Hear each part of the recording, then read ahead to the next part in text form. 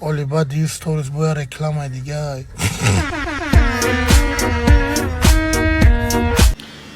قسم اولی چرا مار توی خبر نکرد؟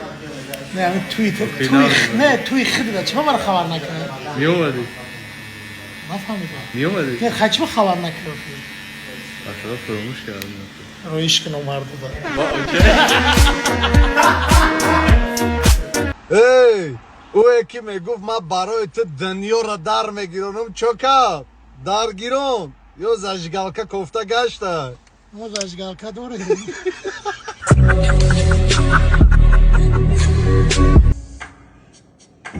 کمی کم شیفچه چی میگه کافو آخه این همه شیفچه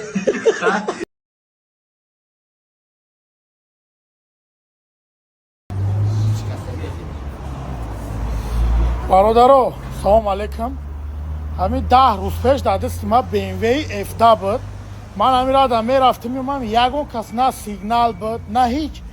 همین خوندای تایوتا یاریس خرده موتورش یک ماشینی مایدک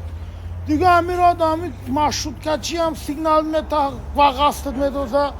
اوپل قطی هم میگذارم وقاستت میدوزن خیلی همین ماشینه یوخی این همی زاغ ماینه و قنبری که در بالای همی چنوروی سنتر میستن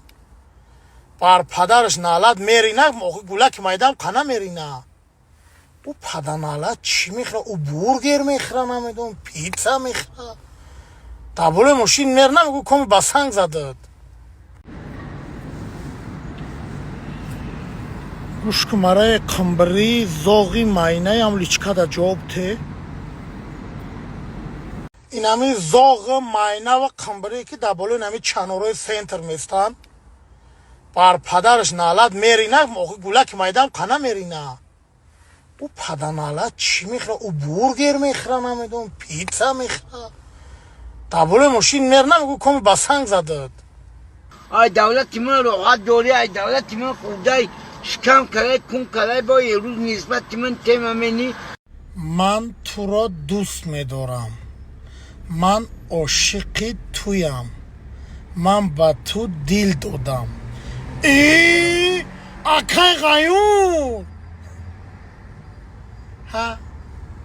تاغا بچت هم نوس میکشه هم سیگارت لابا یکا امروز باید قرضه میدادم درونی لیفت دایم اکا بچنگید میزم لیفت دایم آوازت نمیم مثل یکا لیفت دایم وقت کسال خوارگیری به سیدکر دکسا قبیدی دونر کردی همی آورده گره سیدکر همی سار بده